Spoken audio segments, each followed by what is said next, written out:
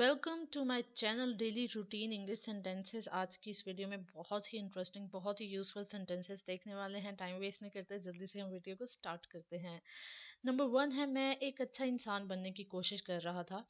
For example, आप किसी का फेवर करना चाह रहे होते हैं, आप चाह रहे होते हैं कि आप सामने वाले की हेल्प करें उसके फेवर मांगे बगैर। ठीक है, तो उस टाइप की इस बात को हम इंग्लिश में क्या कहेंगे?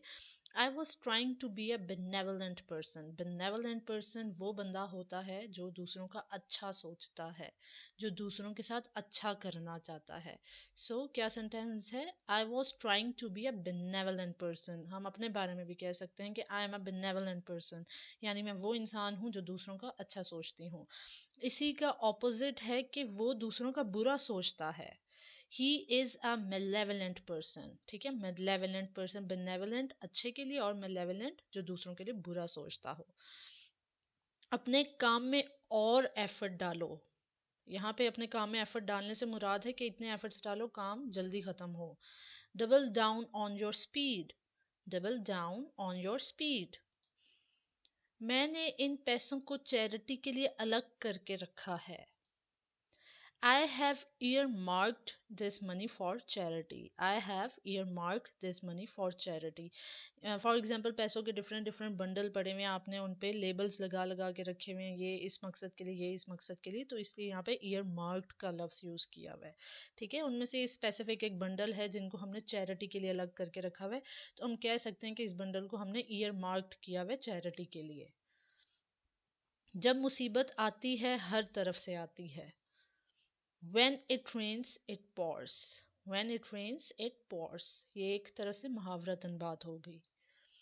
दूर के ढोल सुहाने, अक्सर हम कहते हैं ना दूर के ढोल सुहाने लगते हैं, तो इसको हम इंग्लिश में क्या कहेंगे? The grass is always greener on the other side.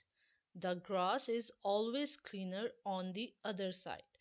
हम दूर के ढोल सुहाने हैं कब बोलते हैं? जब सुनने में हमें लग रहा होता है वाह यार, कोई बंदा बता रहा है किसी के बारे में कि वो ऐसा है वो वैसा है, हम कहते हैं वाह यार क्या लाइफ है उस बंदे की। मगर जब हम उस बंदे से मिलते हैं, उसके साथ रहना शुरू करते हैं, तो हमें पता चलता है कि नहीं, प्रॉब्लम इसकी लाइफ में भी है। इसी तरह अगर हम घास को अगर दूर से देख रहे हैं तो हमें मे भी वो बहुत ग्रीन लगे, पास जाके देखेंगे तो हमें पता चलेगा कहीं कहीं से जो घास है वो थोड़ी सूखी भी हुई है। ठीक है, तो यानी कि एक तरफ की चीज को जान के सुन के हम ये नहीं कह सकते दूर के ढोल सुहाने लगते हैं। असल जब बात पता चलती है तो पता चलता है नहीं भाई कुछ है मसला। तो ये बात होती है। ये तो वक्त ही बताएगा। Time will tell. इजी है, टाइम विल टेल। अब डील कर सकते हैं या फिर अब बात पक्की कर लेते हैं। किसी भी मामले में बात हो सकती है।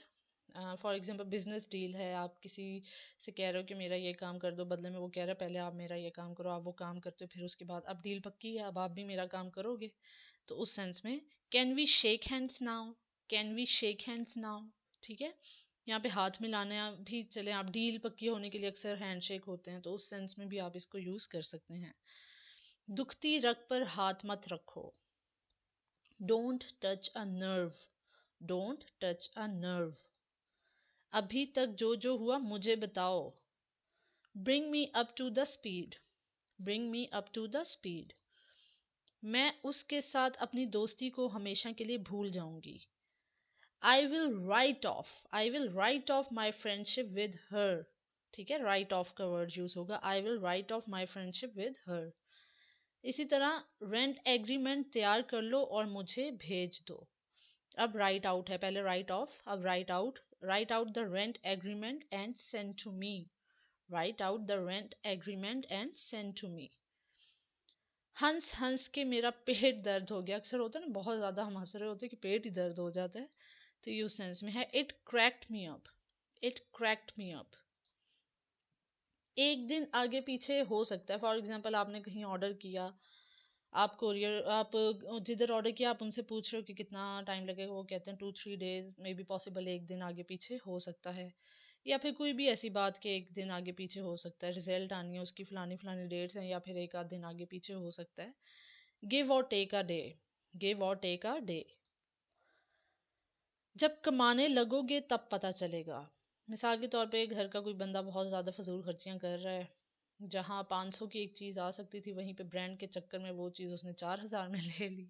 तो तब आप उसे समझाने के लिए, जब खुद कमाने लगोगे ना तब तुम्हें पता चलेगा, यानी कि तब तुम्हें पैसे की कदर आएगी। Wait till you start earning, wait till you start earning, ठीक है।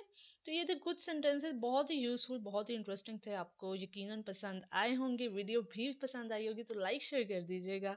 नेक्स्ट वीडियो में फिर से मुलाकात होगी। अपना बहुत सारा ख्याल रखिए। Thanks for watching and Allah Hafiz.